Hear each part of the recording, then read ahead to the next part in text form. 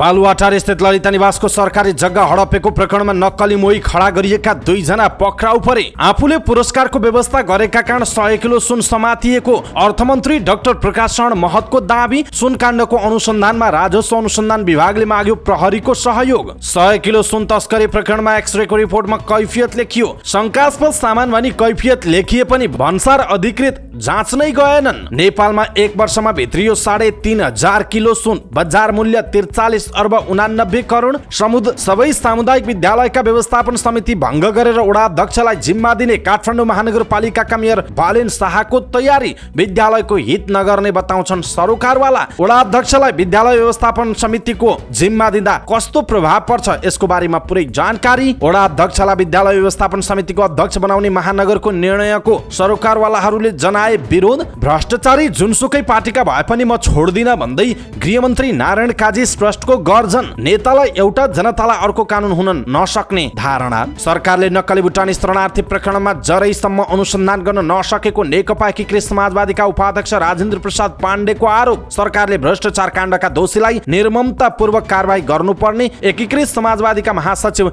घनश्याम भुसालको टिप्पणी। संसदीय दलको बैठक बोलाउन कांग्रेस सांसद सुनिल कुमार शर्माको माग। सुन तस्करीमा अर्थ र गृहमन्त्रीको भूमिका शंकास्पद रहेको आरोप। नेपाली कांग्रेसमा महामन्त्री गगन थापाको लिखित मत। फौजदारी अभियोग लागेका नेतालाई निलम्बन गर्नुपर्छ भन्दै केन्द्रीय समितिको बैठकमा कांग्रेस महामन्त्री गगन थापाको लिखित मत। पार्टी फुटाउँछु भनेको छैन, संसदीय दलको नेता फेर्ने कुरा गर्दा आत्तिनु पर्दैन भन्दै केन्द्रीय समितिको बैठकमा गगन थापाको धारणा। राजनीतिको रूपान्तरणका लागि एक्जिट पोलिसी अनिवार्य रहेको नेपाली कांग्रेसका महामन्त्री विश्व प्रकाश शर्माको टिप्पणी। आफ्नो एजेन्डामा सम्झौता गरेर गठबन्धनमा प्रवेश गरेका होइनौ भन्दै कांग्रेस उपसभापति एवं कार्यवाहक प्रधानमन्त्री पूर्णबहादुर खड्काको जिकिर। विधेयक ल्यायो भनेर राजीनामा मागियो, साथीहरूलाई ठाउँ चाहिएको भए पद छोड्न तयार छु भन्दै नेपाली कांग्रेसका उपसभापति धनराज गुरुङको भनाई। माओवादी बहिर्गमित लडाकुहरूको मागलाई सरकारले तत्काल सम्बोधन गर्नुपर्ने नेकपा एमालेका उपमहासचिव प्रदीप गेवालीको भनाई। सशस्त्र युद्धमा बाल सेनाको प्रयोग गरेको छैन भन्दै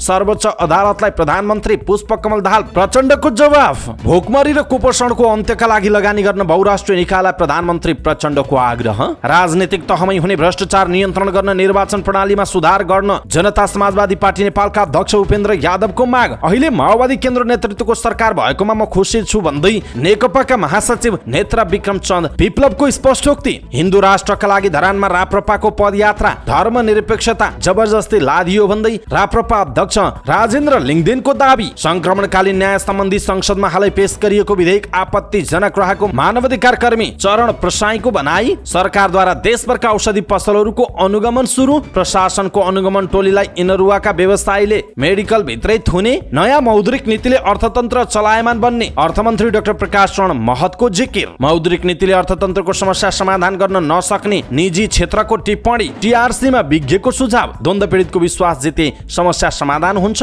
मंगलबारदेखि विधेयकको प्रतिवेदन लेखन सुरु गरिने। युवा सर्ट फिल्म प्रतिस्पर्धा घोषणा। पहिलो हुनेलाई 1 लाख रुपैयाँ पुरस्कार। के छ मापदण्ड यसको विषयमा पुरै जानकारी। लाइसेन्स बनाइदिने भन्दै रकम ठगेको आरोपमा 2 जना पक्राउ परे। काठमाडौँ महानगरपालिकाले भत्कायो वनस्थलीमा विद्युत प्राधिकरणको पर्खाल। 24 वर्ष अघिको अनुसन्धान अझै नसकेको भन्दै काठमाडौँका प्रहरी प्रमुख अदालतको अवहेलनामा दोषी ठहर। कृषि मन्त्रीको राजीनामा माग्दै कालीमाटी तरकारी बजारमा किसानहरूको प्रदर्शन। शटगनको 29 राउन्ड गोलीसहित भारतीय नागरिक वीरगन्जबाट पक्राउ। 6 लाख रुपैयाँ ऋण लिएर 21 लाख रुपैयाँ बुझाएकी सीताको नाममा अझै 17 लाखको तमसुक। चेक बाउन्स मुद्दामा जेल परिन्। विश्व खाद्य कार्यक्रमको नक्कली कार्यालय खोलेर ठगी धन्दा। 2 जना पक्राउ, 3 जना अझै फरार।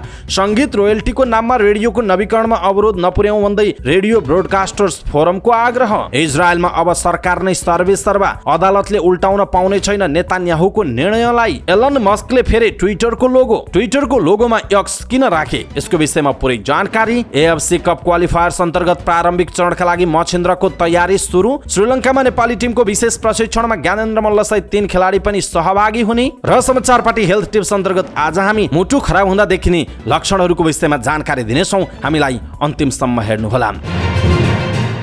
दर्शक महानुभाव नमस्कार। समाचारपाटी.com को न्यूज बुलेटिनमा यहाँलाई हार्दिक स्वागत छ। म प्रहलाद चन्द्र घिमिरे। आज मिति विक्रमसम्म 2080 साल साउनको 9 गते मंगलबार ईस्वीसम्म सन् 2023 जुलाई 25 तारिक आज अधिक साउन शुक्ल सप्तमी। सदाको चाहिँ आज पनि हामी उपस्थित भएका छौँ आजका मुख्य समाचार, ब्रेकिङ न्यूज, न्यूज अपडेट लगायत तपाईलाई काम लाग्ने हेर्नै पर्ने महत्त्वपूर्ण समाचारहरू लिएर। हाम्रो मेहनतका लागि यो भिडियोमा एउटा लाइक अवश्य गर्नुहोला। दर्शक महानुभाव पलपलको न्यूज अपडेट हेर्नका लागि हाम्रो च्यानललाई तपाईले अहिलेसम्म सब्स्क्राइब गर्नुभएको छैन भने कृपया सब्स्क्राइब गर्नुहोस् अनि नजिकै आउने बेल आइकनलाई क्लिक गर्नुहोला। दैनिक रूपमा हेर्नुहुन्छ भने रेगुलर भनेर लेख्नुहोला, आज पहिलो चोटि हो भने फर्स्ट टाइम भनेर लेखिदिनु होला। दर्शक महानुभाव देशभित्रबाट हेरिरहनु भएको छ भने आफू रहेको गाउँ ठाउँ शहर जिल्लाको नाम लेख्नुहोला। विदेशमा हुनुहुन्छ भने कुन देशबाट हेरिरहनु भएको छ त्यो कुरा तलको कमेन्ट बक्समा कमेन्ट गर्नुहोला। आउनुहोस् दर्शक महानुभाव आजको मुख्य समाचार सुरु गरौँ। ललिता निवास जग्गा प्रकरणमा 2 जना नक्कली मोही पक्राउ परेको प्रसङ्गबाट। ललिता निवास जग्गा हिनामिना प्रकरणमा थप 2 जना पक्राउ परेका छन्। नक्कली मोही भनेर सरकारी जग्गा हडपेको आरोपमा नेपाल प्रहरीको केन्द्रीय अनुसन्धान ब्युरो सीआईबीले सञ्जय कुमार महर्जन र शकुलानन्द महर्जनलाई पक्राउ गरेको एसएसपी दिनेश आचार्यले जानकारी दिनुभयो। महर्जन द्वयलाई नक्कली मोही बनाएर रामकुमार सुवेदी, मिनबहादुर गुरुङ र शोभाकान्त ढक्का लगायतले सरकारी जग्गा हडपेको एसएसपी आचार्यले बताउनुभयो। यसै प्रकरणमा आइतबार नापी कार्यालयका पूर्व कर्मचारी अरुण कुमार श्रेष्ठ पक्राउ परेका थिए। सो प्रकरणमा जोडिएका पूर्व निर्वाचन आयुक्त सुधीर कुमार शाह, भाटपटिनी सुपरमार्केटका सञ्चालक मिनबहादुर गुरुङ लगायत हालसम्म 19 जना पक्राउ परिसकेको जनाइएको छ। अर्थमन्त्री डाक्टर प्रकाश शरण महतले आफ्नै सक्रियताका कारण त्रिभुवन अन्तर्राष्ट्रिय विमानस्थलबाट तस्करीको सुन बरामद गर्न सफल भएको दावी गर्नुभएको छ। बुटबल पुग्नुभएका अर्थमन्त्री डाक्टर महतले आफूले तस्करीको सूचना दिनेलाई पुरस्कारको व्यवस्था गरेपछि 100 किलो सुन बरामद भएको दावी गर्नुभयो। रेडी ट्रेडर्सका नाममा हङकङबाट आएर भएको 2 पाङ्ग्रे सवारीको पार्ट्स ब्रेक सुभित्र लुकाएर ल्याइएको सुन त्रिभुवन अन्तर्राष्ट्रिय विमानस्थल बाहिर बरामद भएको थियो। उक्त सुन त्रिभुवन अन्तर्राष्ट्रिय विमानस्थलको सुरक्षा प्रणाली र भन्सार छलेर कसरी बाहिर आइपुग्यो भन्ने बारे पनि राजस्व अनुसन्धान विभागले अध्ययन गरिरहेको जनाइएको छ। यस्तै एक फरक प्रसङ्गमा अर्थमन्त्री महतले नयाँ मौद्रिक नीतिले अर्थतन्त्रलाई चलायमान गराउने बताउनु भएको छ। दर्शक महानुभाव सूचना दिनेलाई मैले पुरस्कारको व्यवस्था गरेको थिएँ, त्यसकारण 100 केजी सुन समातियो भन्ने अर्थमन्त्री डाक्टर प्रकाश शरण महतको जुन यो आशय छ उहाँको यो भनाइ तपाईलाई कस्तो लाग्यो? आफ्नो कुरा कम्तीमा एउटा कुरा तलको कमेन्ट बक्समा कमेन्ट गर्नुहोला। त्रिभुवन अन्तर्राष्ट्रिय विमानस्थलबाट भन्सार जाँचपास गरेर बाहिरिएको 1 क्विन्टल सुन बरामद प्रकरणमा अनुसन्धानका लागि राजस्व अनुसन्धान विभागले नेपाल प्रहरीको सहयोग मागेको छ। राजस्व अनुसन्धान विभागले सुन प्रकरणको छानबिनका लागि प्रहरीको सहयोग मागेपछि प्रहरी प्रधान कार्यालय नक्सालले एसपी कृष्ण पङ्गिनीलाई पठाउने गरेको उच्च सरकारी स्रोतले बताएको छ। पङ्गिनी यसअघि उपत्यकाभित्र हुने गम्भीर प्रकृतिका अपराध अनुसन्धान गर्ने निकाय उपत्यका अपराध अनुसन्धान कार्यालयमा काम गरिसक्नुभएका अधिकृत हुनुहुन्छ। प्रधानमन्त्री तथा मन्त्री परिषदको कार्यालय मातहत रहेको राजस्व अनुसन्धान विभागले 100 क्विन्टल सुन बरामद गरेपछि त्यसबारे बुझ्न गृहमन्त्री नारायण काजी श्रेष्ठ विमानस्थल भन्सार कार्यालय पुग्नु भएको थियो। त्यसक्रममा उहाँले राजस्व अनुसन्धान विभागका महानिर्देशक नवराज ढुङ्गाना, अध्यागमन विभागका महानिर्देशक झलकराम अधिकारी लगायतसँग छलफल गर्नुभयो। त्यसपछि विभागले प्रहरी प्रधान कार्यालय नक्साललाई पत्राचार गरेर सहयोग मागेको स्रोतको भनाइ छ। मंगलबार हङकङबाट क्याथी पेसिफिक एयरलाइन्स मार्फत आएको कम्तीमा 100 किलो सुन राजस्व अनुसन्धान विभागको टोलीले बरामद गरेको थियो। सुन मोटरसाइकल र स्कुटरको ब्रेक सुभित्र लुकाएर ल्याइएको सुन भन्सार जाँच पास गरेर विमानस्थलबाट बाहिरिएको थियो। यस प्रकरणमा संलग्नहरूलाई पक्राउ गर्न विभागले सशस्त्र प्रहरी बल र नेपाल प्रहरीको विशेष ब्युरोको सहयोग लिएको थियो। हङकङ हुँदै तस्करीबाट भित्रिएको 1 क्विन्टल सुन त्रिभुवन अन्तर्राष्ट्रिय विमानस्थल भन्सार कार्यालयबाट जाँच पास हुनु अघि एक्सरेका प्राविधिकले शङ्कास्पद सामान भएको लिखित कैफियत जनाए पनि भन्सार अधिकृतले नजाँची छाडिदिएको पाइएको छ। भन्सारका अधिकृत एक्सरे प्राविधिक र जाँचकीले शङ्कास्पद वस्तु भन्ने थाहा पाएर पनि अनदेखा गर्दा तस्करीको सुन गिरोहले सहजै फुत्काएको पाइएको छ। तस्करीको पूर्व सूचना पाएर राजस्व अनुसन्धान विभागबाट खटिएको टोलीले भन्सार परिसर बाहिरबाट सुन बरामद गरेपछि त्यसको रहस्य खुलेको हो। अन्तर्राष्ट्रिय गिरोहले असारको 29 मा हङकङबाट रेडी ट्रेडका नाममा पठाएका 8 कार्टुन सामान मंगलबार विमानस्थल भन्सार कार्यालयले स्कुटरका ब्रेक सुका नाममा जाँच पास गरी छोडिदिएको थियो। ती सामान जाँच्ने क्रममा एक्सरेमा गाढा कालो आकार देखिएपछि खरिदार सर्वश्रेष्ठ प्राविधिकले 4 कार्टुन सामानमा कैफियत जनाएर आरसी रिचेक गर्नुपर्ने उल्लेख गरेका थिए। त्यस्तै गाढा कालो देखिएका अरू 4 कार्टुनमा भने उहाँले केही उल्लेख गर्नु भएको थिएन। यसरी सामानमा प्राविधिकले कैफियत देखाएपछि भन्सार अधिकृत र जाँचकी दुवैले सामान खोलेर हेर्नुपर्ने र प्रयोगशालामा परीक्षणका लागि पठाउन सक्ने अधिकार दिएको छ। तर एक्सरेबाट पार भएर आएका सामान न भन्सार अधिकृत सन्तोष चन्दले परीक्षण जनाए न जाँच कि कुमार ढकालले नै त्यसबारे केही उल्लेख गरे। भन्सारको एक्सरेमा आरसी अर्थात् पुनः परीक्षण भनेर कैफियत लेखिएका सामान मार्फत सुन तस्करी हुने गरेको एक अधिकृत बताउँछन्। एक्सरेका प्राविधिकले पुनः परीक्षण गर्नुपर्ने भनी कैफियत जनाएका सामानमा थप जाँच पडताल नहुनु गम्भीर लापरवाही वा तस्करको सेटिङमा काम भएको हुन सक्छ भन्सारबारे जानकारी एक अधिकृतले भनेका छन्। त्यस्तो शंकास्पद सामान भेटिएपछि बुझ्न आएका मानिसलाई त्यही निगरानी बढाएर नियन्त्रणमा लिन पहल गर्नुपर्नेमा उल्टै सामान नहेरी छोड्नुले गिरोहको पूर्व योजनामा काम भएको आशंकालाई बल पुग्छ।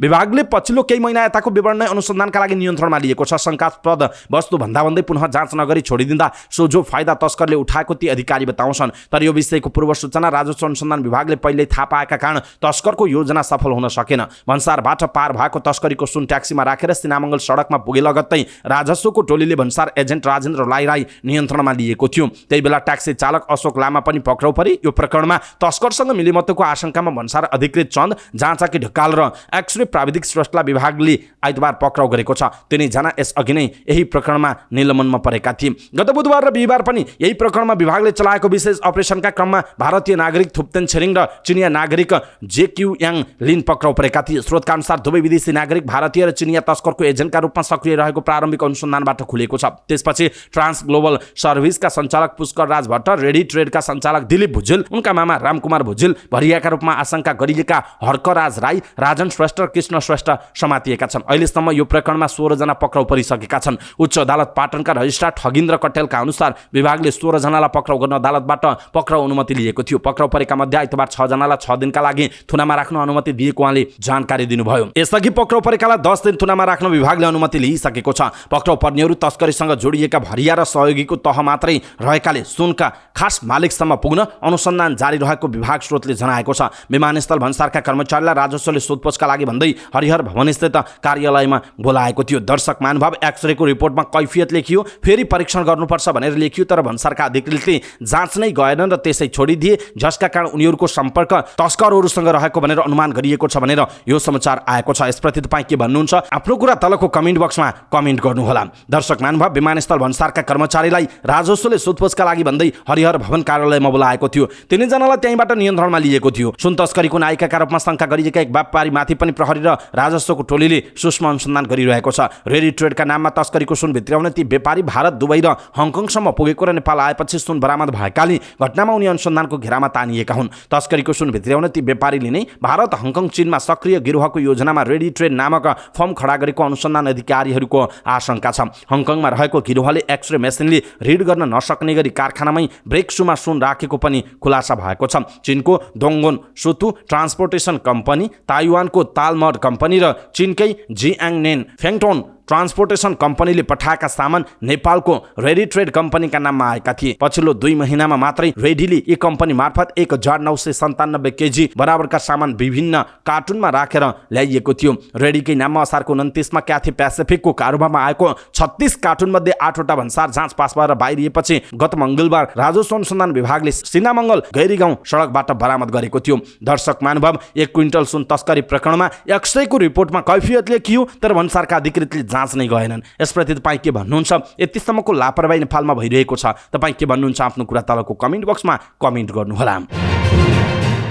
नेपालमा 1 वर्षमा 3.5 किलो सुन वैधानिक प्रणालीबाट आयात भएको देखिएको छ। भन्सार विभागले सार्वजनिक गरेको आर्थिक वर्ष 2079-80 को अन्तर्राष्ट्रिय व्यापारको तथ्याङ्क अनुसार नेपालले 43 अर्ब 79 करोड रुपैयाँ बराबर मूल्यको सुन नेपाल भित्रिएको छ। विभागका अनुसार उक्त परिमाणको सुन आयातबाट सरकारले 3 अर्ब 12 करोड रुपैयाँ हाराहारी राजस्व सङ्कलन गरेको छ। सरकारले ल्याउन दिने कोटा अनुसार बैंकहरूले 22 अर्ब 35 करोड रुपैयाँको सुन आयात गरेका थिए भने यात्रामा गएका तथा वैदेशिक रोजगारीबाट फर्किएका नेपालीले भन्सार तिरेर ल्याएको सुनको मूल्य 21 अर्ब 54 करोड रुपैयाँ बराबर रहेको विभागले जनाएको छ। सरकारले अहिले दैनिक 15 किलो सुन आयात गर्न बैंकहरूलाई अनुमति दिएको छ। काठमाडौँ महानगरपालिकाले महानगरभित्र रहेका सबै सामुदायिक विद्यालय व्यवस्थापन समिति भङ्ग गर्ने निर्णय गरेको छ। 30 गते बसेको नगरसभाबाट मेयर बालेन शाहले हालको विद्यालय व्यवस्थापन समिति भङ्ग गरेर सम्बन्धित वडा अध्यक्षलाई अध्यक्षको जिम्मेवारी दिने प्रस्ताव पारित गराउनुभयो। महानगरका 32 वडामा 89 वटा सामुदायिक विद्यालय छन्। विद्यालय व्यवस्थापन समिति भङ्ग गरेर वडा अध्यक्षलाई जिम्मेवारी दिने महानगरको तयारी छ। उक्त निर्णय नगरसभाले पारित गरे पनि प्रमुख प्रशासकीय अधिकृतबाट प्रमाणीकरणपछि स्थानीय राजपत्रमा प्रकाशित भई कार्यान्वयनमा आउनेछ। नगरसभाले पारित गरेको निर्णय सामान्यतया 15 दिनभित्रमा प्रमाणीकरण गर्ने चलन छ। काठमाडौँ महानगरका प्रवक्ता नवीन मानन्धर सामुदायिक विद्यालयको सुरक्षाका लागि व्यवस्थापन समिति भङ्गको निर्णय गरिएको बताउनुहुन्छ। उहाँले महानगरका सामुदायिक विद्यालयहरूलाई मजबुत र व्यवस्थित ढङ्गले अगाडि बढाउन यो निर्णय गरेको जिकिर गर्नुभयो। प्रवक्ता मानन्दरले भन्नुभयो, जसले गर्दा वडा अध्यक्षको नेतृत्वमा रहँदा विद्यालय सक्षम रूपमा अगाडि बढ्छ। 32 जना वडा अध्यक्षले 89वटा विद्यालयलाई प्रभावकारी रूपमा नेतृत्व दिन सक्छन् त भन्ने प्रश्नमा उहाँले भन्नुभयो, एउटा वडामा अधिकतम 4 वटा मात्र स्कुल पर्छ। 5 जना हाम्रा जनप्रतिनिधि छन्, त्यसमा वडा अध्यक्ष वा वडा अध्यक्षले तोकेको व्यक्तिलाई जिम्मेवारी दिइन्छ, उहाँको भनाइ छ। महानगरका शिक्षा विभाग प्रमुख सीताराम कोइरालाले यो विषय ऐन बनिसकेको बताउँदै ऐन बनेपछि कुरा गर्ने बताउनुभयो। व्यवस्थापन समिति खारेजीले विद्यालय झन् समुदायबाट टाढा हुँदैन भन्ने प्रश्नमा उहाँले भन्नुभयो, अहिले यो प्रस्तावमा छलफल भएर पारित भएको, प्रमाणीकरण हुने बाँकी छ। छलफल मात्रै भएको विषयलाई कानुन भन्न मिल्दैन, प्रमाणीकरण भएछ भने यसमा थप छलफल गरौँला उहाँको भनाइरहेको छ। महानगरको विद्यालय शिक्षा व्यवस्थापन नियमावली 2074 को परिच्छेद 5 को दफा 27 मा विद्यालयमा विद्यालय व्यवस्थापन समिति रहने उल्लेख छ। 27 क मा विद्यालयका अभिभावक, स्थानीय शिक्षाविद, शिक्षा प्रेमी मध्येबाट चुनिएका एकजना अध्यक्ष हुने व्यवस्था छ। त्यस्तै सम्बन्धित वडाका वडा अध्यक्ष वा वडा अध्यक्षले तोकेको व्यक्ति व्यवस्थापन समितिको सदस्य हुने कानुनी व्यवस्था रहेको छ। तर महानगरले भने वडा अध्यक्षलाई नै अध्यक्षको जिम्मेवारी दिने प्रस्ताव पारित गरेको हो। सोही ऐनको दफा 31 मा यदि कुनै पनि विद्यालयका व्यवस्थापन समितिले अनियमितता, गैर कानुनी काम गरेमा, शैक्षिक वातावरण खलबल ल्याएमा महानगरको शिक्षा विभागको सिफारिसमा विघटन गर्न सक्ने प्रावधान छ।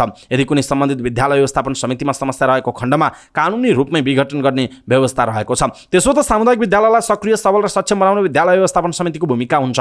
स्थानीय अभिभावकको नेतृत्व रहने समितिले स्रोत विद्यालयको सञ्चालन, रेखदेख, निरीक्षण र व्यवस्थापन गर्ने, विद्यालयका लागि आवश्यक आर्थिक स्रोत जुटाउने, शिक्षक तथा कर्मचारीलाई तालिमका लागि छनौट तथा सिफारिस गर्ने लगायतको अवधारणा अन्तर्गत व्यवस्थापन समिति अगाडि सारिएको हो। समितिमा स्थानीयको सहभागिताले विद्यालयप्रति अपनत्व जाग्ने हुन्छ। यसबारे नेपाल अभिभावक महासङ्घका अध्यक्ष सुप्रभात भण्डारीले सामुदायिक विद्यालयमा परिवर्तन आवश्यक रहेको तर यसरी एकैचोटि भएको निर्णय गलत भएको बताउनुभयो। उहाँले सबै समितिले राम्रो गरेको भन्ने नभए पनि सबैले खराब गरेका छन् त भन्दै बालेनसँग प्रश्न पनि गर्नुभएको छ। यदि कुनै विद्यालयको समितिले गलत गरेमा विघटन गर्न सक्ने कानुनी व्यवस्था रहेको बताउँदै भण्डारीले सङ्घीय शिक्षा ऐनमा संसदमा गएको अवस्थामा यस्तो निर्णय गर्नु ठिक नभएको बताउनु भएको छ।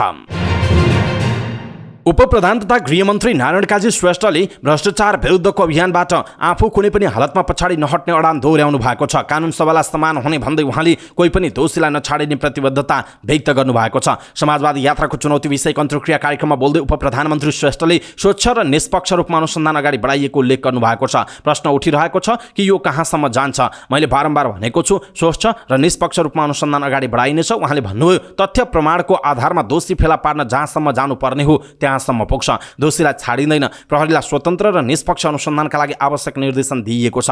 भ्रष्टाचार विरुद्धको कारबाहीमा विभिन्न दबावको सामना गरिरहनु परेको श्रेष्ठले गुनासो गर्नुभयो। यहाँ त अचम्म छ, नहुनु पनि किन, यसलाई स्वाभाविक मान्छु। अलिकति नेताहरू दोषी अपराधी देखिए मुद्दा चलाइयो भने राजनैतिक पार्टीका नेताहरू कराउँछन्, यो त भएन नि भनेर। उद्योगी व्यवसायीहरू पक्राउ परे भने हामीले ट्याक्स तिरेका छौँ, राज्य चलाउन सहयोग गरेका छौँ, हामीलाई गर्ने भन्छन्। कर्मचारी परे भने कर्मचारीलाई कहाँ पाइन्छ भन्छन्। त्यसो भए कसलाई गर्ने कारबाही? निमुखा गरिब शक्तिहीन जनतालाई मात्रै गर्ने? धनीलाई एउटा कानुन, गरिबलाई अर्को कानुन? म मान्दिनँ। सरकारले त्यसलाई स्वीकार गर्दैन। राजनीति गर्ने नेतालाई एउटा, कर्मचारीलाई एउटा, जनतालाई अर्को कानुन हुन सक्दैन। सबैलाई कानुन बराबरी हुन्छ। रुल अफ ल स्थापना गर्नै पर्छ उहाँको भनाइ छ। यहाँसम्म पुग्नुपर्ने खोइ भन्ने छ एक थरीलाई, अरूलाई गरे हुने नि, यसलाई त गर्नु भएन नि भन्ने छ अर्का थरीलाई। कोहीलाई बढी गर्यो भन्ने छ, कोहीलाई तान्न पर्नेलाई तानेन भन्ने छ। मेरो मान्यता चाहिँ तपाईँले मनले ठानेर वा प्रमाण नभइकन सरकारले र राज्यले केही गर्न सक्दैन। तथ्य प्रमाणले भेटेसम्म सबैलाई कानुनको दायरामा ल्याउने हो, चाहे जोसुकै होस्। माओवादी, कांग्रेस, एमाले, समाजवादी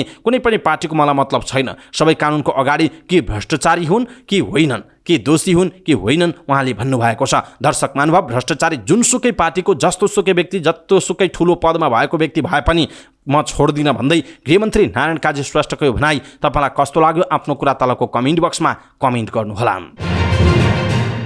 नेकपा एकीकृत समाजवादीका उपाध्यक्ष राजेन्द्र प्रसाद पाण्डेले नक्कली भुटानी शरणार्थी प्रकरणको अनुसन्धान पूरा हुन नसकेको बताउनुभयो। काठमाडौँमा आयोजित एक कार्यक्रमलाई सम्बोधन गर्दै उहाँले यस्तो बताउनु भएको हो। उहाँले सरकारले नक्कली भुटानी शरणार्थी प्रकरणको अनुसन्धान प्रक्रिया पूर्ण रूपमा गर्न नसकेको बताउनुभयो। उहाँले नक्कली भुटानी शरणार्थी प्रकरणको जरो बीचमै काटिँदा अनुसन्धान पूरा नभएको उल्लेख गर्नुभयो। उहाँले भ्रष्टाचार अहिले सङ्घदेखि स्थानीय तहका वडासम्म फैलिएको बताउनुभयो। उहाँले अहिले को छ भ्रष्टाचारी, नभई को छैन भ्रष्टाचारी भनेर खोज्नुपर्ने स्थिति देखिएको बताउनुभयो। उहाँले अनियमिततामा सरकारले जरैसम्म पुगेर अनुसन्धान गरी दोषी उप कारबाही गर्नुपर्ने बताउनु भएको छ। सत्ता साझेदार नेकपा एकीकृत समाजवादीका महासचिव घनश्याम भुसालले सरकारले भ्रष्टाचार काण्डका दोषीहरूलाई निर्ममतापूर्वक कारबाही गर्नुपर्ने बताउनु भएको छ। काठमाडौँमा आयोजित समाजवादी यात्राको चुनौती भ्रष्टाचार र दण्डहीनता विषयक प्रवचन गोष्ठीमा बोल्दै उहाँले नक्कली भुटानी शरणार्थी प्रकरण, सुन तस्करी प्रकरण लगायतका भ्रष्टाचारका काण्डहरूमा संलग्न भ्रष्टहरूलाई कडा कारबाही गर्न सरकारलाई सचेत गराउनु भयो। अब जन्मिन सक्ने जन्मिने लाइनमा रहेका भ्रष्टहरूको अहिले नै भ्रूण तुहिने गरी सरकारले भ्रष्टमाथि कारबाही गर्नुपर्ने महासचिव भुसालको तर्क छ। उहाँले मुलुकबाट भ्रष्टाचार पूर्ण रूपमा नियन्त्रण गर्न भनी हरेक पार्टीभित्रैबाट भ्रष्टाचार विरुद्ध अभियान सुरु गर्नुपर्ने बताउनुभयो। उहाँले गृहमन्त्री नारायण काजी श्रेष्ठ जस्ता एक व्यक्तिले मात्र भ्रष्टाचार नियन्त्रण गर्न नसक्ने भएकाले पार्टीभित्रैबाट त्यस विरुद्ध अभियान छेड्नुपर्ने बताउनुभयो। महासचिव भुसालले समाजवादको यात्रालाई ठिक ढङ्गले अगाडि बढाउन पनि हरेकले आफ्नो पार्टी स्वयंलाई भ्रष्टाचार विरोधी बनाउन सक्नुपर्ने जिकिर गर्नुभएको छ। दर्शक महानुभाव, घनश्याम भुसालको यो भनाइ तपाईँलाई कस्तो लाग्यो? आफ्नो कुरा तलको कमेन्ट बक्समा कमेन्ट गर्नुहोला। नेपाली कांग्रेसका सांसद डाक्टर सुनिल कुमार शर्माले तत्काल संसदीय दलको बैठक बोलाउन माग गर्नु भएको छ। मोरङ 3बाट निर्वाचित सांसद शर्माले सिंहदरबार स्थित नेपाली कांग्रेसको संसदीय दलको कार्यालयमा लिखित निवेदन दिँदै साउनको 10 अगावै दलको बैठक बोलाउन माग गर्नुभयो। उहाँले एयरपोर्टबाट भएको सुन तस्करीमा अर्थमन्त्री र गृहमन्त्रीको भूमिकाप्रति शंका उत्पन्न भएकाले यसबारेमा कांग्रेस संसदीय दलको बैठकमै छलफल हुनुपर्ने देखिएकाले बैठक बोलाउन माग गरेको बताउनु भएको छ। यसअघि संसदीय समितिको बैठकमा सांसद शर्माले राजनीतिक नेतृत्वको संरक्षण बिना सुन हुन नसक्ने भन्दै अर्थमन्त्री र गृहमन्त्रीको राजीनामा माग गर्नु भएको थियो। नेपाली कांग्रेसका महामन्त्री गगन कुमार थापाले नक्कली भुटानी शरणार्थी प्रकरणमा पूर्वपक्षका लागि थुनामा रहेका र अनुसन्धानको दायरामा आएका सबै नेता कार्यकर्तालाई निलम्बन गर्न प्रस्ताव गर्नुभयो। पार्टीको केन्द्रीय समितिको बैठकमा सुशासन र भ्रष्टाचार नियन्त्रणका सन्दर्भमा आफ्नो 13 मुद्दे लिखित धारणा राख्दै उहाँले यस्तो बताउनुभयो। नक्कली भुटानी शरणार्थी प्रकरणमा संलग्न भएको अभियोगमा पूर्वपक्षका लागि थुनामा रहेका तथा अनुसन्धानको दायरामा आएका कुनै पनि तहका नेता कार्यकर्ता वा सदस्यलाई पार्टीबाट निलम्बन गरौँ। जसरी संसदबाट निलम्बन हुन्छ त्यसैगरी पार्टीबाट पनि हुन्छ उहाँको भनाइ छ। प्रतिनिधि सभा नियमावली 2079 पूर्वपक्षका लागि थुनामा परेका सांसदलाई निलम्बन गर्ने व्यवस्था छ। थापाले नेपाली कांग्रेस संसदीय व्यवस्था मान्ने राजनीतिक शक्ति भएकाले संसदीय मामिलामा जे जसरी यो विषय व्यवस्थापन गरिएको छ कांग्रेसले पनि त्यसलाई मान्नुपर्ने बताउनुभयो। नक्कली भुटानी शरणार्थी प्रकरणमा कांग्रेसका केन्द्रीय सदस्य बालकृष्ण खाँड र पूर्व सभासद आङटाङ शेर्पा पूर्वपक्षका लागि थुनामा छन्। महामन्त्री थापाले भ्रष्टाचार, आर्थिक अनियमितता, गैरकानुनी आमदानी, नैतिक पतन देखिने फौजदारी अभियोग, सामाजिक अपराध जस्ता जुनसुकै तहको नेता कार्यकर्ता वा सदस्य अनुसन्धानको दायरामा परेमा मुद्दा किनारा नलागेसम्म पार्टीको पदीय भूमिकाबाट राजीनामा दिनुपर्ने बताउनुभयो। तर उनीहरूले राजीनामा नदिए पार्टीले भारी बोक्न नसक्ने थापाको भनाइरहेको छ। राजनीतिक दलका पदाधिकारीको वैयक्तिक आचरणका विषयमा प्रश्न उठेर फौजदारी अभियोग लाग्नु गम्भीर विषय हो भन्दै थापाले पार्टीसँग त्यस्ता व्यक्तिलाई संरक्षण गर्ने राजनीतिक र नैतिक आधार नहुने बताउनु भएको छ। अपराधको दल, वर्ण, जात, लिङ्ग वा समुदाय नहुने भन्दै उहाँले दोषी छ भने जस्तोसुकै शक्तिशाली र प्रभावशालीले पनि उन्मुक्ति पाउन नहुने बताउनुभयो। तर निर्दोष छ भने कुनै पनि जात, लिङ्ग, समुदाय, परिवार वा दलसँग जोडिएका आधारमा पनि अन्यायमा पर्न नहुने थापाको भनाइरहेको छ। महामन्त्री थापाले नक्कली भुटानी शरणार्थी प्रकरणमा मात्र होइन अख्तियारको दुरुपयोग, भ्रष्टाचार, आर्थिक अनियमितता, सार्वजनिक पदको दुरुपयोग जस्ता विगतमा भएका अन्य मुद्दाहरूको पनि निष्पक्ष अनुसन्धान र छानबिन गरी दोषीलाई कारबाही गर्न र सुशासन कायम गर्न कांग्रेसले नेतृत्व लिनुपर्ने बताउनुभयो। यसैबीच कांग्रेस महामन्त्री गगन थापाले संसदीय दलको नेता बदल्ने काममा आफू लागिरहने बताउनु भएको छ। पार्टी केन्द्रीय समितिको बैठकमा बोल्दै उहाँले यस्तो बताउनु भएको हो। उहाँले सबै पुराना राजनीतिक दल सङ्कटमा पर्ने कारण भनेको 30-35 वर्षदेखि 4-5 जना नेता मात्रै सत्ता र नेतृत्वमा घुमिरहनु रहेको बताउनुभयो। उहाँले संसदीय दलको नेता बदल्ने कुरा अहिलेको आवश्यकता भएकाले आफू अझै संसदीय दलको नेता फेर्न लागिपर्ने बताउनुभयो। उहाँले पार्टी सभापति शेरबहादुर देउवाले आफू 5 पटक प्रधानमन्त्री बनिसकेकाले अर्को नेता पार्टीको संसदीय दलको नेता बनोस् भनेर आह्वान गर्ने अपेक्षा राखेको पनि बताउनुभयो। महामन्त्री थापाले आफूले पार्टी फुटाउने कुरा नगरेको भन्दै संसदीय दलको नेता फेर्ने कुरा गर्दा आत्तिनु नपर्ने बताउनुभयो। महामन्त्री थापाले वर्तमान सत्ता गठबन्धनको नेता कांग्रेस भएकाले आफ्ना शर्तहरूमाथि सम्झौता गर्न नहुने बताउनुभयो। उहाँले अबको 4 वर्षमा देशमा संहिता चाहिन्छ भन्ने मनोभावना विकास गर्ने चुनौती रहेको पनि उल्लेख गर्नुभयो। दर्शक महानुभाव, नेपाली कांग्रेसका महामन्त्री गगन थापाको यो भनाइप्रति तपाईँको धारणा के छ? आफ्नो धारणा तलको कमेन्ट बक्समा कमेन्ट गर्नुहोला।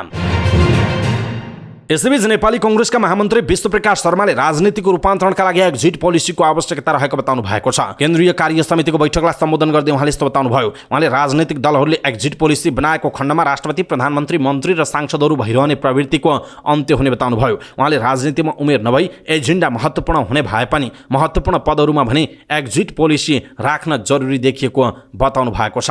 महामन्त्री शर्माले विभिन्न नयाँ दलहरूले मिसन 2084 सञ्चालन गरे पनि 84 मा 2007 सालको जस्तो क्रान्ति नभई मात्र निर्वाचन हुने बताउनुभयो। उहाँले पार्टीको कुनै सदस्यले कालोमोसो दल्ने, शारीरिक आक्रमण गर्नेलाई पार्टीमा कुनै स्थान दिन नहुने बताउनुभयो। महामन्त्री शर्माले कानुन हातमा लिने कार्यकर्ताको तत्काल सदस्यता खारेज गर्न प्रस्ताव गर्नुभयो। उहाँले एकपटक हारिसकेका व्यक्तिलाई सोभन्दा ठूलो पदमा सोही समयमा राख्न नसक्ने गरी कांग्रेस अगाडि बढ्नुपर्ने बताउनु भएको छ।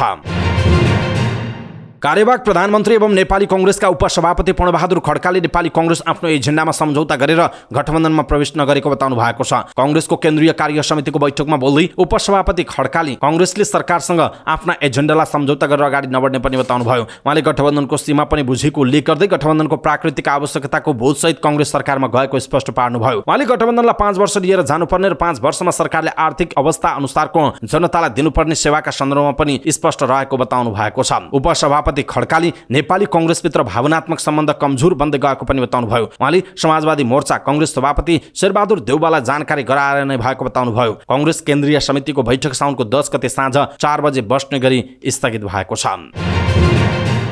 कानुन न्याय तथा संसदीय मामिला मन्त्री एवं नेपाली कांग्रेसका उपसभापति धनराज गुरुङले संसदमा विचाराधीन रहेको केही नेपाल ऐन संशोधन गर्ने विधेयकप्रति आफू सचेत र जिम्मेवार रहेको बताउनु भएको छ। उहाँले आफूले सरकारले दिएको भारी संसदमा लगेर बिसाएको र संसदमा विधेयकको धारा 64 मा धेरै संशोधन परेको उल्लेख गर्दै त्यसलाई परिमार्जन गर्दै अगाडि बढ्न सकिने बताउनुभयो। पार्टीको केन्द्रीय समितिको बैठकमा बोल्दै उहाँले विधेयकको धारा 64 मा धेरै सांसदहरूले संशोधनको प्रस्ताव राखेको बताउँदै आफूले चामलको बोरा मात्रै खोलेको र बोरा खोल्दा बियाँ र भुस हुने बताउनुभयो। उहाँले आफ्नो चाहना चामल मात्रै होस् भन्ने भए पनि सिधै बोराको चामल पकाएर खान नसकिने र विधेयकको छाँटकाट गरेर अगाडि बढ्नुपर्ने तर्क गर्नुभयो। उहाँले विधेयकमा नराम्रो कुरा रहेको भए संशोधन हुने प्रतिबद्धता व्यक्त गर्नुभयो। उपसभापति गुरुङले आफ्नै पार्टीका नेताहरूले आफ्नो राजीनामा मागेको भन्दै नेताहरूलाई ठाउँ खाली गरिदिए हुन्थ्यो भन्ने लागेको भए आफू मन्त्रीबाट राजीनामा दिन तयार रहेको बताउनुभयो। उहाँले आफ्ना लागि पद आसक्ति ठूलो कुरा नरहेको पनि जिकिर गर्नुभयो। उपसभापति गुरुङले निर्वाचनको टिकट दिने कुरा लाइभ गरेर दिने हो कि होइन भन्दै प्रश्न गर्नुभयो। उहाँले पार्टीलाई जनताको कांग्रेस बनाउने अभियानमा लाग्नुपर्ने बताउनुभयो। सभापति बदल्ने कुरामा भन्दा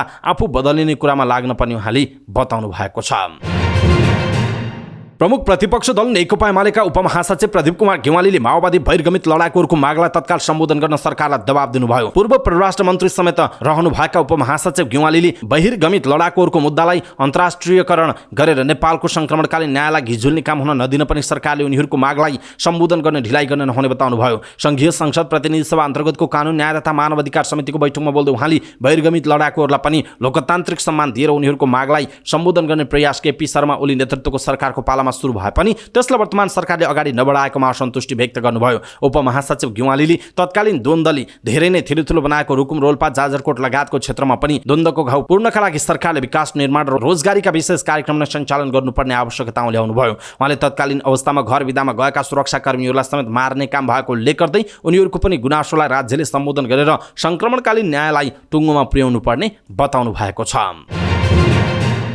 प्रधानमन्त्री पुष्पकमल दाहाल प्रचण्डले 10 वर्ष सशस्त्र युद्धमा बाल सेनाको प्रयोग नगरेको जिकिर गर्नुभयो। सशस्त्र जनयुद्धमा बाल सेनाको प्रयोग भएको दाबीसहित सर्वोच्च अदालतमा पेश भएको एक रिट निवेदनमाथि लिखित जवाफ दिने क्रममा प्रचण्डले द्वन्द्वकालमा बाल बालिकालाई सेनामा प्रयोग नगरेको र शान्ति प्रक्रियामा सबैजसो दस्तावेजमा बाल सेनाको उल्लेख नभएको दावी गर्नुभएको छ।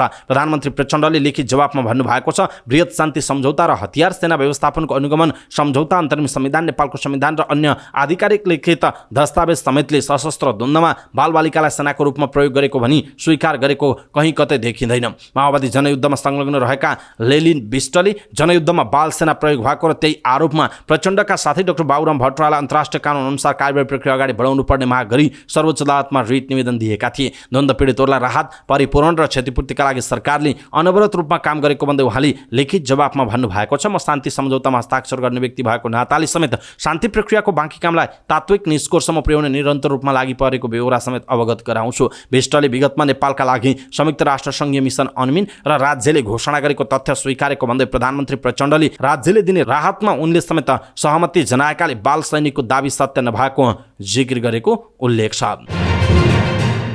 प्रधानमन्त्री पुष्पकमल दाहाल प्रचण्डले बहुराष्ट्रिय विकास बैंक, अन्तर्राष्ट्रिय आर्थिक संस्था र विकास साझेदारहरूलाई अति कम विकसित राष्ट्रहरूमा रहेको खाद्य तथा भोकमरीको जटिल समस्यालाई तीव्र गतिमा सम्बोधन गर्न आग्रह गर्नुभएको छ। इटालीको रोममा आयोजित फुड सिस्टम समिट 2 को उद्घाटन सत्रमा सम्बोधन गर्दै प्रधानमन्त्री प्रचण्डले भन्नुभयो, हामीले अत्यन्त जोखिममा रहेका जनतालाई खाद्य सुरक्षा, कुपोषण तथा यससँगै जोडिएका स्वास्थ्य जटिलताबाट मुक्त पार्ने निश्चित गर्नुपर्छ। त्यस्तै उहाँले अति कम विकसित मुलुकहरूमा भएका समस्याको समाधानका लागि सुरुवाती चरणमै लगानी बढाएर खाद्य सङ्कटको विकराल समस्या समाधान गर्नुपर्ने आशय व्यक्त गर्नुभयो। हामी माझ संसारलाई भोकमरी र कुपोषणको पीडा मुक्त गर्ने अवसर रहेको छ, सम्बोधनका क्रममा प्रचण्डले भन्नुभएको छ।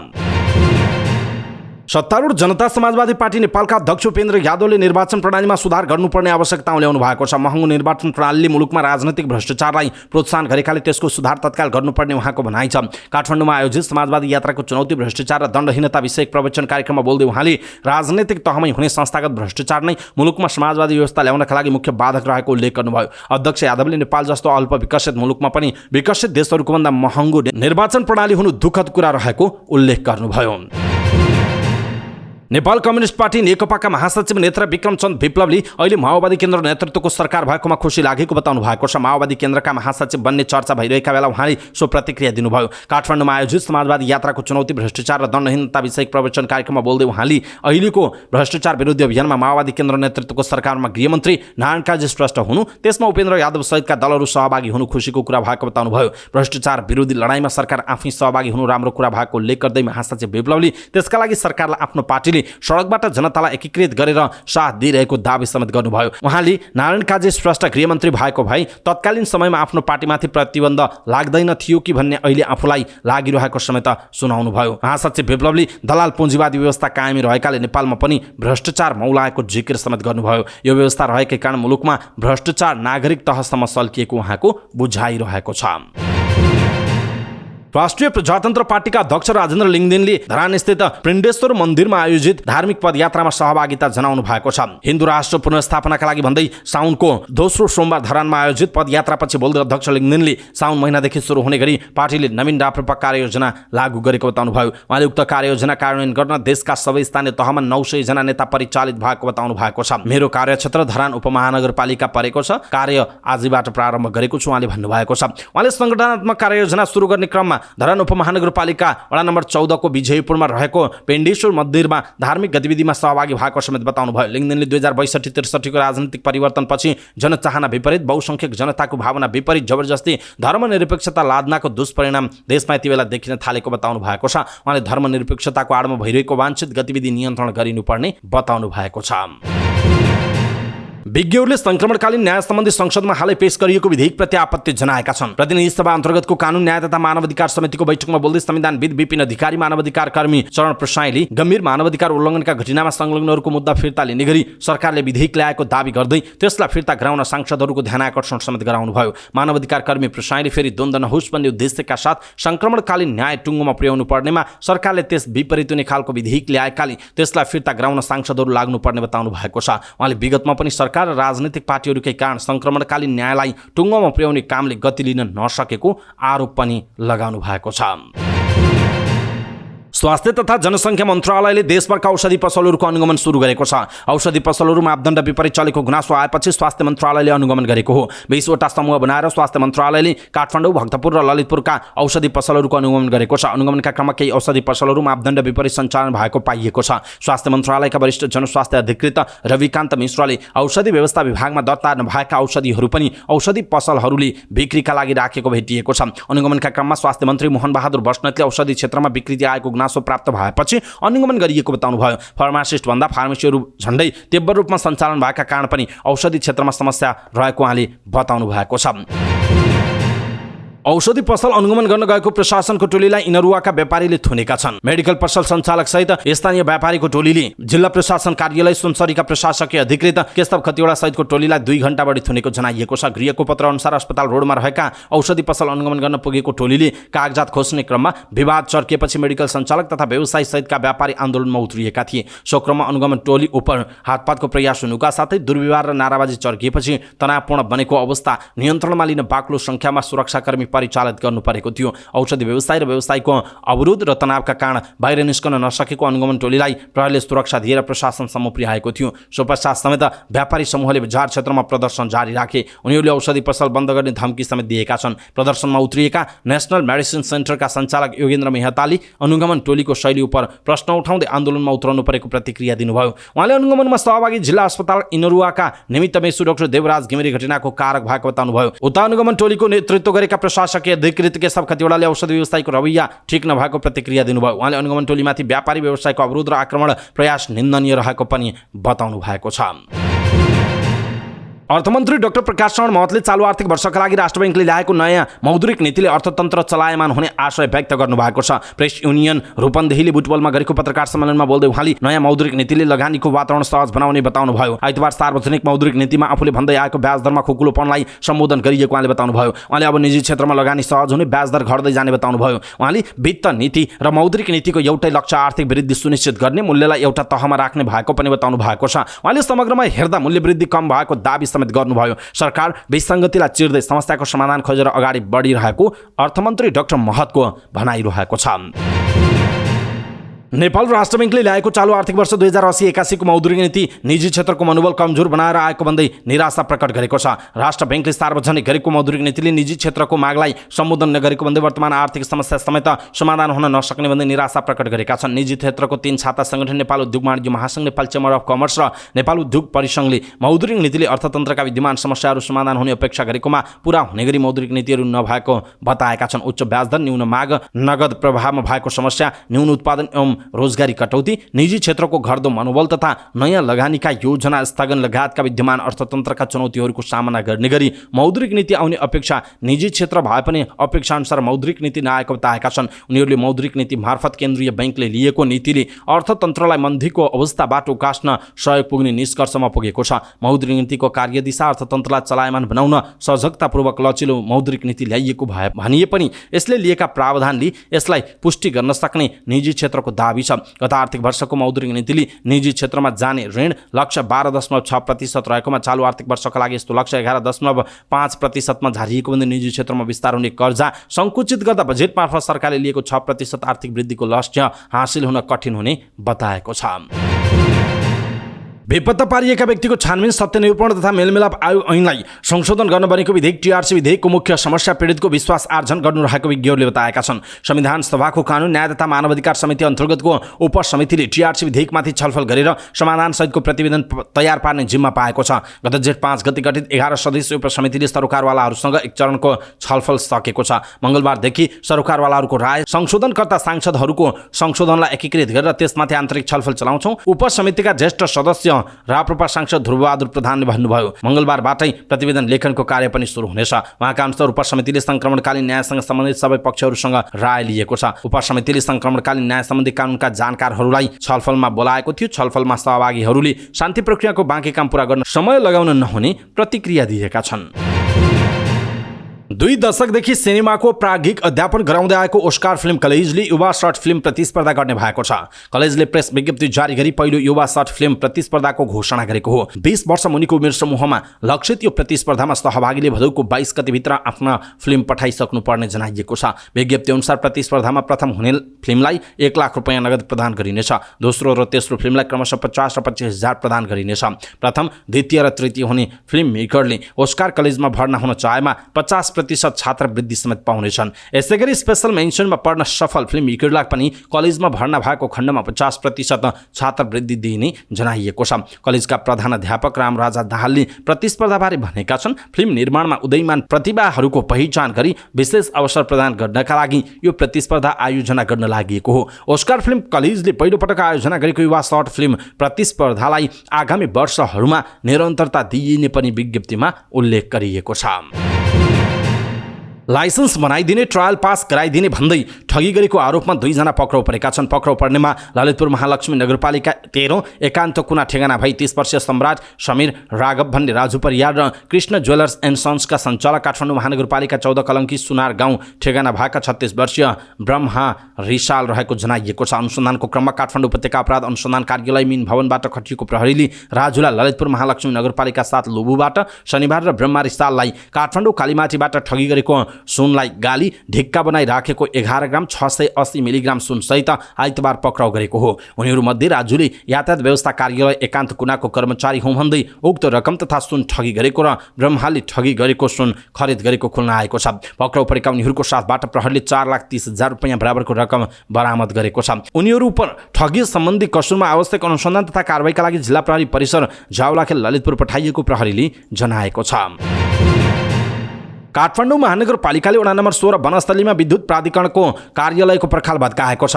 वडा नम्बर 16 का वडा अध्यक्ष मुकुन्द रिजाल आफै उपस्थित भएर प्राधिकरणको पर्खाल भत्काइएको जनाइएको छ। नगर प्रहरी निरीक्षक ईश्वरी वाग्लेका अनुसार काठमाडौँ महानगरपालिकाभित्र 7 फिट भन्दा अग्लो पर्खाल बनाउन नपाइने व्यवस्था छ। 5 फिट पर्खाल त्यसपछि तारबार बढीमा 2 फिटसम्म अग्लो बनाउन पाउने महानगरको मापदण्ड छ। सो अनुसार वडा कार्यालयले चिठी दिँदा पनि प्राधिकरणको वनस्थली कार्यालयले व्यवस्था गरेपछि भत्काएको वाग्लेको भनाइ छ। उहाँले विद्युत प्राधिकरणको पर्खाल 15 फिट जति अग्लो रहेको बताउनुभयो। 15 फिट जति उचाइको 70 फिट लामो पर्खाल भत्काएका छौँ। उहाँहरूले नभत्काउन भन्ने पनि वडा अध्यक्षको आदेशमा भत्काएका हुँ वाग्लेले भन्नुभएको छ। सर्वोच्च अदालतले जिल्ला प्रहरी परिसर काठमाडौँका प्रमुख र नेपाल प्रहरीका उपरीक्षक एसपी रमेश कुमार बस्नेतलाई अदालतको अवहेलना सम्बन्धी मुद्दामा दोषी ठहर गरेको छ। अदालतले उनीहरूलाई 15 दिन कैद र 5,000 रुपैयाँ जरिवाना गराउने शर्त सहितको आदेश सुनाएको छ। सर्वोच्च अदालतका न्यायाधीश ईश्वर प्रसाद खतिवडा र कुमार चुनालको इजलासले 5 महिना अघि गरेको फैसलाको पुनःपाठ हालै सार्वजनिक भएको हो। सर्वोच्चले 2079 फागुनको 11 मा जिल्ला प्रहरी परिसर काठमाडौँको प्रमुख रहनुभएका व्यक्ति र तत्कालीन प्रहरी नायब उपरीक्षक डीएसपी हालका प्रहरी उपरीक्षक एसपी रमेश कुमार बस्नेतलाई उक्त सजाय सुनाएको हो। सर्वोच्चले किटान गरेको मिति 2079 फागुन 11 मा काठमाडौँको प्रहरी प्रमुख एसएसपी दानबहादुर कार्की हुनुहुन्थ्यो। सर्वोच्चले पुनरावेदन अदालत पाटनबाट 2068 असार 29 मा जारी भएको परमादेशको आदेश कार्यान्वयन नगरी अटेर गरेको भन्दै उनीहरूलाई शर्त सहितको सजाय सुनाएको छ। तर फैसला पाएको मितिले 3 महिनाभित्र परमादेश कार्यान्वयन गरेर सजाय माफीका लागि याचना गरी त्यसबेला विचार गर्ने भनिएको छ। कालीमाटी तरकारी बजारका सटर पुनः भाडामा दिने सम्झौता खारेजीको माग राखेर किसानहरू आन्दोलित भएका छन्। सोमबार 9वटा किसान सङ्घ सङ्गठनसँग आबद्ध राष्ट्रिय किसान सञ्जालले सोमबार कालीमाटी तरकारी बजारमा प्रदर्शन गर्यो। उनीहरूले कृषि मन्त्री डाक्टर बेदुराम भुसालको राजीनामा माग गर्दै कालीमाटी र बालाजु तरकारी बजारको भाडा सम्झौता खारेज गर्न माग गरेका छन्। तरकारी बजारका सटर र स्टलहरू खुल्ला प्रतिस्पर्धाका आधारमा भाडामा लगाउनु पर्ने, बिना प्रतिस्पर्धा भाडामा दिन सम्झौता खारेज गर्नुपर्ने, 50% सटर र स्टलहरू उत्पादक किसानलाई छुट्याउनु पर्ने, किसान र उपभोक्ता हित विरोधी निर्णय खारेज गर्नुपर्ने, बजार विकास समितिमा 50% किसान प्रतिनिधि सुनिश्चित गर्नुपर्ने लगायतका उनीहरूले माग राखेका छन्।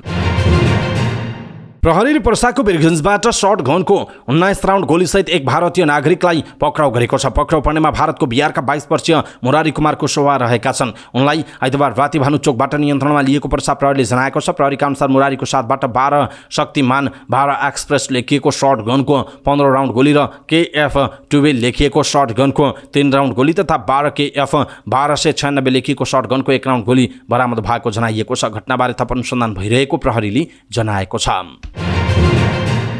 पोखरा महानगरपालिका 27 रिठी पानीकी सीता दर्जीले 2074 जेठ 8 गति स्याङ्जा गल्याङ नगरपालिका साथ घर भएका कमल थापासँग 6 लाख रुपैयाँ ऋण लिनुभयो। आर्थिक लेनदेन मिलाउन तथा घर खर्चका लागि भनेर 6 लाख रुपैयाँ लिएकी दर्जीले 2 वर्षमा पटक पटक गरी 21,10,000 बुझाइसक्नुभयो। तर सामा ब्याज कट्टी हुनुको सट्टा सीताको नाममा 17 लाख रुपैयाँको तमसुक छ। सीताले ऋण लिएपछि थापाले विभिन्न जालझेल गरी 17 लाख रुपैयाँको तमसुक बनाउनु भएको थियो। सीताले ऋण लिएपछि थापाले विभिन्न जालझेल गरी 17 लाख रुपैयाँको तमसुक बनाएको जनाइएको छ। तमसुक रद्द गर्न आग्रह गरे पनि उनले च्यात्नु नपर्ने भन्दै टारेको परिवारको भनाइ छ। यति मात्र होइन, सीताको NIC एसिया बैंक र SBI बैंकका 2-2वटा चेक फकाई फुलाई तथा विभिन्न बहाना बनाई लगिसकेका थिए, जुन चेक उनले सीताका विरुद्ध प्रयोग गरे। 6 लाख ऋण लिएपछि हामीले 2 वर्षमा 21 लाख भन्दा बढी उहाँलाई बुझाइसक्यौँ। तर उहाँले पटक पटक हाम्रो घरमा आएर अनावश्यक टर्चर गर्ने, गाली गर्ने, धम्की दिने, बेइज्जत गर्ने गर्नुहुन्थ्यो। सीता दर्जीकी छोरी दिप्सा दर्जी भन्छन् सामाको रकम 4 गुणा तिर्दा पनि ऋण चुक्ता भएन। 6 लाख ऋण दिएका थापाले चेक मार्फत 4,90,000, नगद 10,000,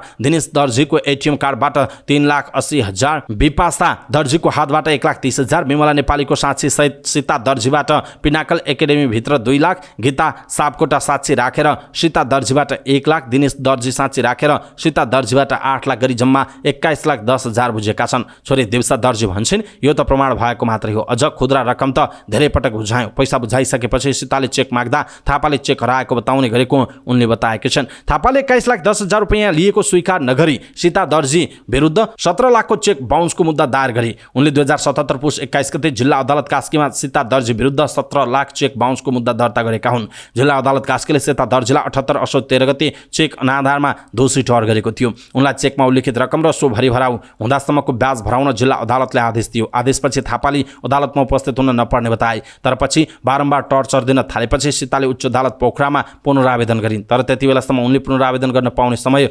घर्किसकेको थियो। त्यसकारण अदालतको अवहेलना गरेको भन्दै गत असार 29 गते सीता दर्जीलाई पक्राउ गरे। उनी अहिले जिल्ला कारागार कास्कीको जेल जीवन कटाइरहेका छिन्। चेक बाउन्सको मुद्दामा जेल पुगेपछि छोरी दिप्सा अहिले आमाको न्यायमा भौँतारिरहेका छिन्। उनले आमालाई फसाइएको भन्दै संयुक्त दलित सङ्घर्ष समिति कास्कीमा निवेदन दिएका छिन्। सङ्घर्ष समितिले पत्रकार सम्मेलन गर्दै सीतालाई फसाइएकाले थापालाई पक्राउ गर्नुपर्ने माग गरेको छ। सीताले पटक पटक गरी 21,10,000 रुपैयाँ भुक्तानी गरिसकेकाले सीता निर्दोष रहेको सङ्घर्ष समितिले जारी गरेको प्रेस विज्ञप्तिमा उल्लेख छ। दुवै पक्षलाई छलफलमा राख्दा सीता पक्ष जवाबदेही र प्रमाण साक्ष्य ल्याउन तयार भएको तर आरोपित कमल थापा छलफलका समयमा नआउने गरेको सङ्घर्ष समितिका संयोजक दामबहादुर विकले हस्ताक्षर गरेको विज्ञप्तिमा जनाइएको छ। विश्व खाद्य कार्यक्रमको कार्यालय खोलेर ठगी गर्ने 2 जना पक्राउ परेका छन्। उक्त ठगीमा संलग्न 3 जना फरार छन्। जिल्ला प्रहरी परिसर काठमाडौँले पत्रकार सम्मेलन गर्दै बुढा नीलकण्ठमा घर भाडामा लिई खाद्य कार्यक्रमको कार्यालय खोलेको र बोलपत्र आह्वान गरेर ठगी गरेको आरोपमा प्रहरीले पक्राउ गरी सार्वजनिक गरेको हो। पक्राउ पर्नेमा मेलम्ची घर भई गोकर्णेश्वर बस्ने, जयराम केसी भन्ने, घनश्याम कटुवाल र मकुवानपुर घर भई बुढा नीलकण्ठ बस्ने, दिनेश भन्ने, लीला बहादुर भोलोन रहेका छन्। त्यस्तै दिपेश गुरुङ भन्ने, भीम भोलोन, आकाश राई भन्ने, मिलन तामाङ र पेम्बा तामाङ नाम बताउने व्यक्ति फरार रहेकाले खोजी भइरहेको प्रहरीले जनाएको छ। उनीहरूले गत जेठ 1 गते विश्व खाद्य कार्यक्रमको कार्यालय खोली फर्निचर लगायतका कार्यालय सञ्चालनका लागि आवश्यक पर्ने विभिन्न सामग्रीहरू तथा खाद्य सामग्रीहरू खरिद गर्न बोलपत्र आह्वान गरी बोलपत्र स्वीकृत समेत गरी विभिन्न सामान ल्याई रकम भुक्तान नगरेको जिल्ला प्रहरी परिसर काठमाडौँका प्रमुख प्रहरी वरिष्ठ उपरीक्षक दानबहादुर कार्कीले जानकारी दिनुभयो। उहाँका अनुसार घनश्यामले आफू प्रमुख रहेर केही महिना अघि बुढा नीलकण्ठमा मासिक 1,80,000 रुपैयाँ भाडा तिर्ने गरी गत जेठ 1 गते घरमा कार्यालय राखेको जनाइएको छ। उनले आफूलाई नेपाल सरकारको उपसचिवका रूपमा त्यस कार्यालयमा चिनाउने गरेको प्रहरी अनुसन्धानबाट खुलेको छ। प्रहरीका अनुसार कटुवालले कार्यालय सञ्चालनका लागि आवश्यक फर्निचर लगायत सामग्रीका लागि जेठको 6 गते राजधानी राष्ट्रिय दैनिकमा 6,50,00,000 रुपैयाँ बराबरको बोलपत्र आह्वान सम्बन्धी विज्ञापन समेत गरेको पाइएको छ। तर सप्लाईकर्तालाई कटुवालले सामानको भुक्तानी नगरेपछि ठगी धन्दा बाहिरिएको हो। उनले शङ्कर अरियाल भन्ने व्यक्तिसँग स्कर्पियो भाडामा लिएको र 6,12,500 रुपैयाँ नगद पनि ठगेको। हरिप्रसाद अरियालसँग 48 लाख रुपैयाँको बोलपत्र स्वीकृत गरी 8,36,900 रुपैयाँको सामान लगेर भुक्तानी नगरेको। नवराज पाण्डेसँग 85,000 रुपैयाँ बराबरको सामान लगेर भुक्तानी नगरेको। दिपेन्द्र धरेलसँग 15,60,304 रुपैयाँ बराबरको सामान लगेर भुक्तानी नगरेको। गणेश शाहसँग बोलपत्रको धरोटी बापत 11,27,950 रुपैयाँ ठगी गरेको आरोप लागेको छ।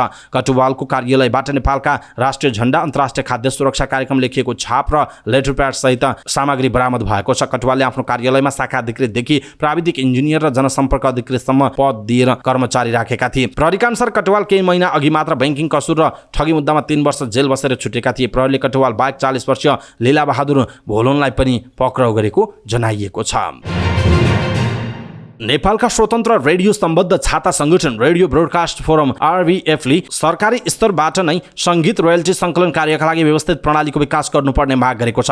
ललितपुरमा पत्रकार सम्मेलन गर्दै सङ्गीत रोयल्टी सङ्कलन समाजले आफ्नो सहमति कार्यान्वयन नगरेको तथा वितरण प्रणाली पारदर्शी र व्यवस्थित नगरेको भन्ने सर्जकहरूकै गुनासो रहेकाले सरकारी स्तरबाट नै सङ्गीत रोयल्टी सङ्कलन कार्य व्यवस्थित बनाइनुपर्ने माग गरेको छ। अकुराबका महासचिव किशोरजङ थापाले सङ्गीतकार सुरेश अधिकारीले एफएम रेडियोका सञ्चालकहरू, रेडियो आबद्ध छाता संगठन र नेतृत्वलाई तल्लो स्तरको गालीगलौज तथा एफएम रेडियोलाई लक्षित गर्दै प्रसारण गृहमा आक्रमण गर्ने स्तम्भको अभिव्यक्ति दिएकाले उहाँका सृजना प्रसारण नगर्ने निर्णयमा पुनः बाध्य भएको बताउनुभयो। उहाँले विगतमा भएका सहमति र सम्झौता अनुसार सङ्गीत रोयल्टी सङ्कलन समाज नामक संस्थाले आफ्नो सहमति कार्यान्वयन नगरेको बताउनुभयो। थापाले समग्र सर्जक र स्वतन्त्र रेडियोहरू बीच नङ र मासु जस्तै सम्बन्धमा दरार आउन नदिन प्रतिबद्ध रहेको पनि बताएको छ।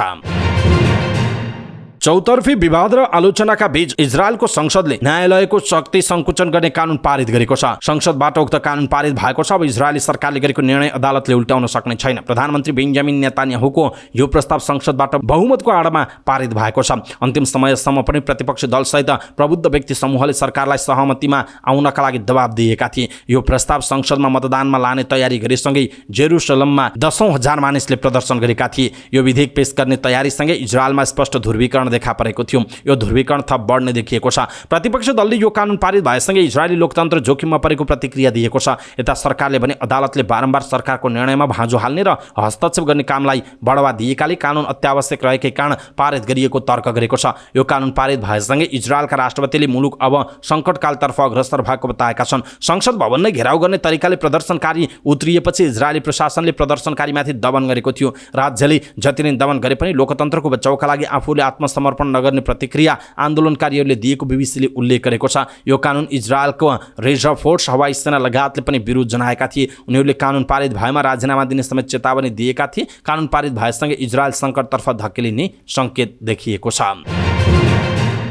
एलन मस्कले ट्विटरको लोगो परिवर्तन गरेका छन्। यसअघिसम्म ट्विटरको लोगोमा चरा थियो, तर मस्कले यसको साटो अङ्ग्रेजी अक्षर एक्स ल्याएका छन्। ट्विटरको नयाँ डिजाइनमा कालो पृष्ठभूमिमा सेतो रङमा लेखिएको अङ्ग्रेजी अक्षर एक्स देखिन्छ। मस्कले यसअघि पनि ट्विटरको लोगो परिवर्तन गर्ने प्रयास गरेका थिए। उनले निलो चराको सट्टा कुकुर अङ्कित लोगो सार्वजनिक गरेका थिए। दर्शक महानुभाव, यहाँहरूको ट्विटरमा एक्स आइसकेको छ अथवा पहिलाकै कुकुरको जस्तो चिन्ह आएको छ अथवा चराकै जस्तो चिन्ह आएको छ, के आएको छ त्यो कुरा तलको कमेन्ट बक्समा कमेन्ट गर्नुहोला। यदि ट्विटरमा तपाईँले समाचार पार्टीलाई फलो गर्नु भएको छैन भने ट्विटरमा पनि हामी छौँ, फलो गर्न नबिर्सिनुहोला।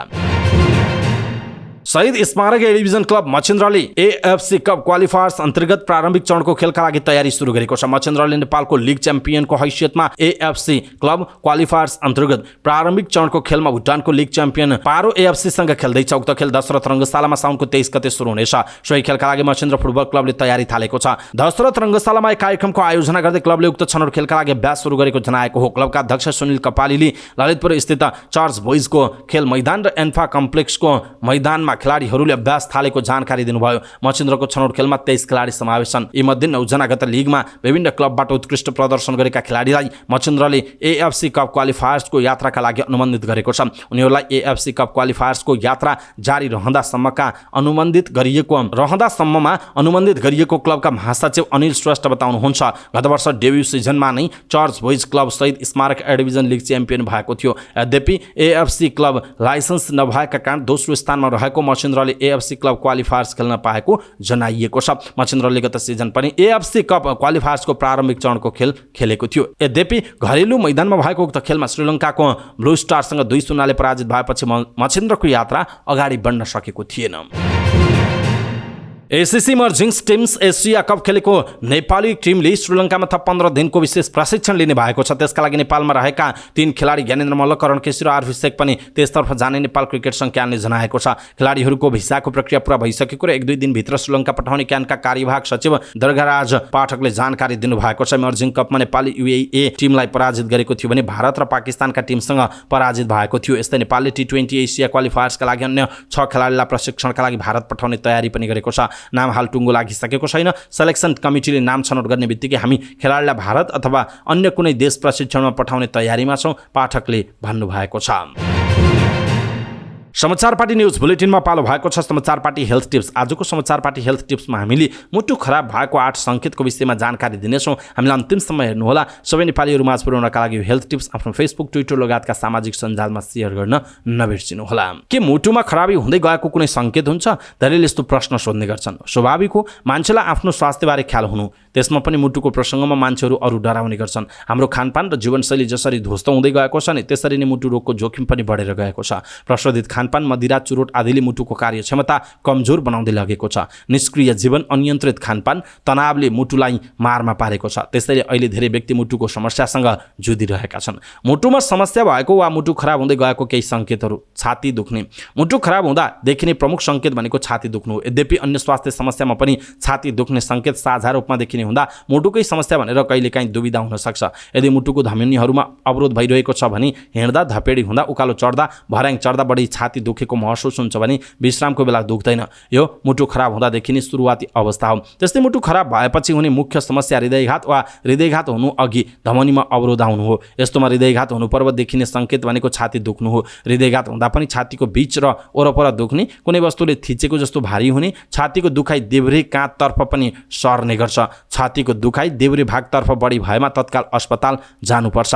श्वास फेर्न गाह्रो हुनु। श्वास फेर्न गाह्रो हुने समस्या फोक्सो सम्बन्धी समस्याले पनि हुन्छ, तर मुटुमा आंशिक अवरोध भएमा हिँड्दा श्वास हुने र पुरै अवरोध भएमा हिँड्दा बस्दा र बेडमा पल्टिरहेको अवस्थामा पनि सास फेर्न कठिन हुन्छ। उत्तानो परेर सुतिरहेको अवस्थामा सास फेर्न कठिन हुने तर उठेर बसेपछि केही हल्का हुने अवस्था हृदयघात वा मुटु फेल हुनु अघि देखिने लक्षण हो। यस्तोमा कसैलाई भने सुतिरहेको बेला अक्सिजन नपुगी र छातीमा असहज जस्तो भएर जुरुक्क उठेर झ्यालसम्म पुग्नु बाध्य हुने जस्ता समस्या देखिन सक्छ। मुटुको पम्प घटेको वा मुटुको मांसपेशी कमजोर भएको मुटुको भल्भमा खराबी देखिएमा श्वास फेर्न कठिन हुन सक्छ। टाउको दुख्नु धेरैजसो स्वास्थ्य समस्यामा टाउको दुख्नु साझा लक्षणको रूपमा देखा पर्छ। टाउको दुखाइ मुटु खराब हुँदा पनि देखिन्छ। रक्तचाप बढ्ने बित्तिकै पछाडिको भागको टाउको दुख्छ। अत्याधिक मात्रामा पछाडिको भागको टाउको दुख्छ भने उच्च रक्तचाप हुनु वा मुटु रोग देखिनु हुन सक्छ। चक्कर लाग्ने मुटु कमजोर, मुटुको भल्भ, मुटुको चाल तीव्र वा ढिलो चाँडो, हृदयघात र मुटु फेल जस्ता मुटुको जुनसुकै समस्या देखिएर मस्तिष्कमा रक्त सञ्चार हुन नसकेका लक्षणको रूपमा चक्कर लागिरहन सक्छ। पटक पटक चक्कर लागिरहेको अवस्थामा मुटु रोग विशेषज्ञलाई देखाउनुपर्छ। मुटु रोगको जिम्मेवार मानिने उच्च रक्तचाप बढी हुँदा पनि चक्कर लाग्ने गर्छ। खुट्टा सुनिने मुटु रोग लागेकाहरूमा खुट्टा सुनिने समस्या पनि मुख्य रूपमा देखिन सक्छ।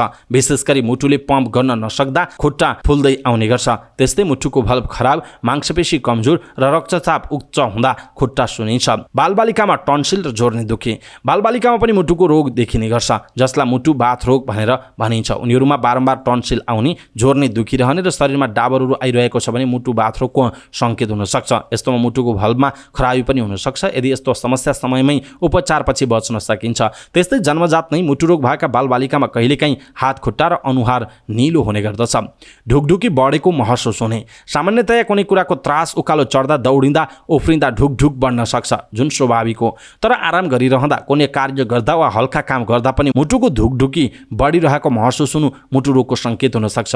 हृदयघात, उच्च रक्तचाप, मुटुको भल्भ कमजोर हुने, मुटुको मांसपेशी कमजोर हुने जस्ता प्राय सबैजसो मुटुको समस्यामा ढुकढुकी बढेको महसुस हुन्छ। मधुमेह, कोलेस्ट्रोल र रक्तचापको मात्रा उच्च मधुमेह, कोलेस्ट्रोल र रक्तचापको मात्रा उच्च हुनु मुटु रोग हुने सम्भावित सङ्केत हुन्। यदि यी तीनै कुरा उच्च छन् भने कालान्तरमा मुटु फेल हुने वा हृदयघात हुने जोखिम हुन्छ। त्यसैले यस्तो लक्षण देखिने बित्तिकै तुरुन्त अस्पताल जानुपर्छ, किनभने जति छिटो पत्ता लगायो त्यति छिटो मुटुलाई बचाउन सकिन्छ। मुटु कमजोर हुनबाट कसरी जोगाउने? रक्तचापको नियमित जाँच गर्नुपर्छ। उच्च रक्तचापको समस्या भएकाले समयमा औषधि खाएर यसलाई नियन्त्रणमा राखिरहनुपर्छ। समयमा खाने तर पौष्टिक आहार ठिक्क मात्रामा खाने, भोषयुक्त खानेकुरा, नुन, चिनी, चिल्लो कम खाने गर्नुपर्छ। हृदय रोगबाट बच्नका लागि हृदयका मांसपेशीहरू मजबुत हुन आवश्यक छ, जसका लागि शारीरिक व्यायाम अनिवार्य गर्नुपर्छ। धुम्रपान र मदिरापानले रक्तचापको मात्रा बढाउँछ, त्यसैले सकेसम्म यस्ता कुराबाट टाढै रहनुपर्छ। मोटोपन पनि हृदय रोग गराउने कारक भएका कारण शरीरको ओजन सही बनाई राख्नका लागि पोषक तत्त्वले भरिपूर्ण र फाइबरयुक्त आहार खाने र शारीरिक गतिविधि बढाउनुपर्छ। दर्शक महानुभाव, आज हामीले यहाँहरूलाई मुटु खराब भएको 8 सङ्केतको विषयमा जानकारी दियौँ। तपाईँलाई कस्तो लाग्यो आजको हेल्थ टिप्स? त्यो कुरा तलको कमेन्ट बक्समा कमेन्ट गर्नुहोला। सबै नेपालीहरू माझ पुर्याउनका लागि यो हेल्थ टिप्स आफ्नो फेसबुक, ट्विटर लगायतका सामाजिक सञ्जालमा सेयर गर्न नबिर्सिनुहोला। हवस् त दर्शक महानुभाव, समाचारपाटी.com को न्युज बुलेटिन अहिलेका लागि यति नै। हामीले प्रस्तुत गरेका समाचारहरूप्रति तपाईँको धारणा के छ? आफ्नो धारणा तलको कमेन्ट बक्समा कमेन्ट गर्नुहोला। हाम्रो मेहनतका लागि यो भिडियोमा एउटा सानो लाइक अवश्य गर्नुहोला। दर्शक महानुभाव, पलपलको न्युज अपडेटका लागि हाम्रो च्यानललाई तपाईँले अहिलेसम्म सब्सक्राइब गर्नुभएको छैन भने कृपया सब्सक्राइब गर्नुहोस् अनि नजिकै आउने बेल आइकनलाई क्लिक गर्नुहोला। समाचारपाटी.com को न्युज बुलेटिन नेपाली समयअनुसार आज साँझ 6 बजे लिएर फेरि हामी उपस्थित हुनेछौँ। पलपलको न्युज अपडेट हेर्नका लागि समाचारपाटी.com हेर्दै गर्नुहोस्। नमस्कार।